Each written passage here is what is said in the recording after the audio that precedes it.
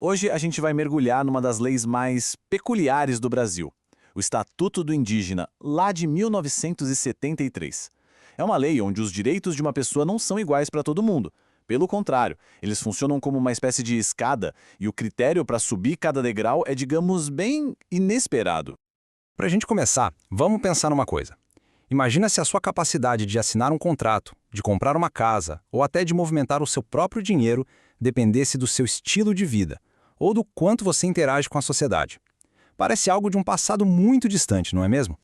Pois é, acontece que, no Brasil, uma lei que ainda está em vigor estabelece exatamente isso. E é essa estrutura, essa lógica que a gente vai desvendar agora. Certo, vamos entender o conceito central disso, que é essa tal escada de direitos. A ideia aqui é que a capacidade legal de um indígena, diferente do que acontece com o resto da população, não é algo que nasce com a pessoa, ela é gradual, e o que define cada degrau dessa escada é o nível de integração com a cultura não indígena. E olha, quando a gente fala em capacidade civil, estamos falando de algo fundamental. É na prática a sua permissão legal para fazer as coisas do dia a dia. Comprar, vender, casar. Em resumo, ter autonomia sobre a própria vida. E é essa autonomia que a lei que vamos analisar coloca em questão. Então vamos conhecer de perto essa lei. Estamos falando da Lei 6.001, mais conhecida como o Estatuto do Indígena. Ela foi promulgada em 1973, vale lembrar durante o período do regime militar no Brasil. Bom, aqui tem um resumo rápido. O objetivo declarado era regular a situação jurídica dos indígenas, mas a filosofia por trás dela era o que se chama de integracionista. Ou seja, a ideia de que os povos indígenas deveriam, com o tempo, ser absorvidos, assimilados pela sociedade nacional. E o órgão responsável por executar isso tudo era, e ainda é, a FUNAI. E aqui a gente chega no coração da lei, na sua lógica principal. Ela basicamente divide toda a população indígena em 3 categorias bem distintas. E o critério não é etnia, não é idade, é o nível de contato e de integração com o mundo não indígena. A lei é bem direta nisso. Ela cria 3 degraus. Lá embaixo, o isolado que não tem contato é considerado absolutamente incapaz.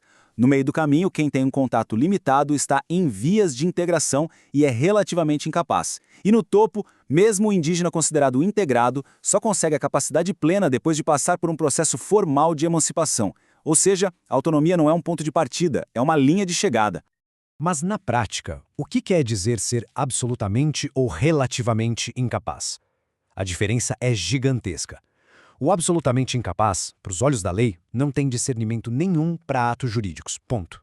Já o relativamente incapaz tem um discernimento parcial, e por isso ele precisa de ajuda, de assistência, para que os atos dele sejam válidos. Isso leva a consequências bem práticas. Qualquer contrato, qualquer negócio feito por um índio isolado é considerado um ato nulo. Juridicamente falando, é como se aquele documento nunca tivesse existido.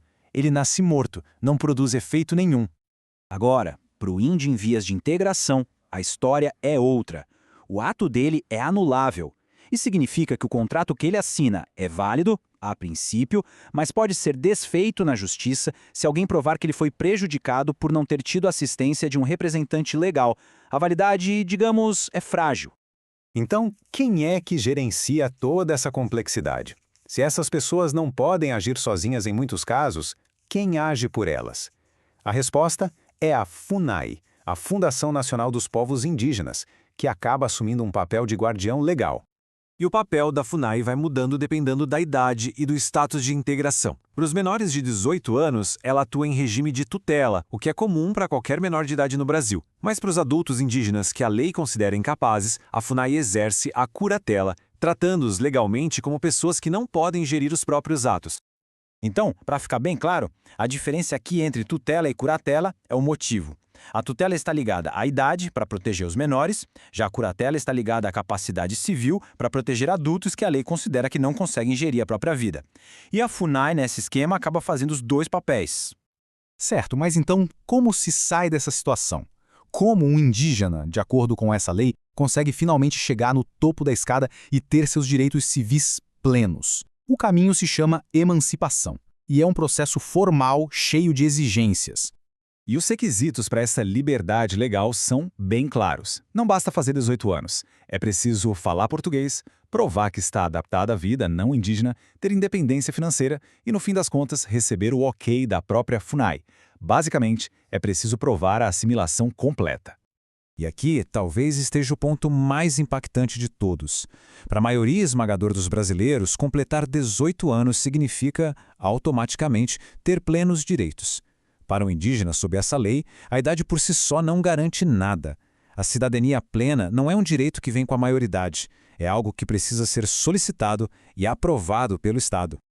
Bom, diante de tudo isso, a grande pergunta que fica é: por que a gente ainda está discutindo uma lei de 1973? Qual a relevância dela hoje, principalmente depois da Constituição de 1988, que trouxe uma visão totalmente nova sobre os direitos indígenas?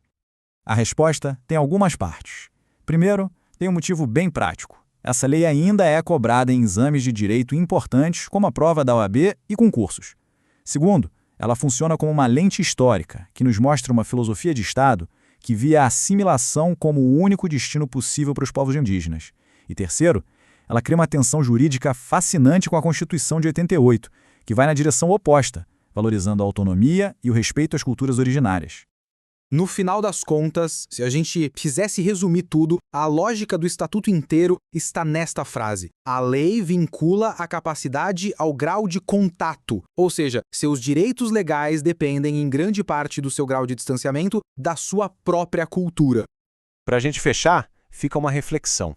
O Estatuto do Indígena, com toda essa lógica de tutela e integração, nos força a pensar num dilema que é super complexo. Como é que a lei pode proteger culturas e modos de vida tão diferentes sem abrir mão do princípio fundamental de que todos os cidadãos devem ter direitos iguais? É uma questão que, com certeza, continua no centro de muitos debates jurídicos e sociais no Brasil até hoje.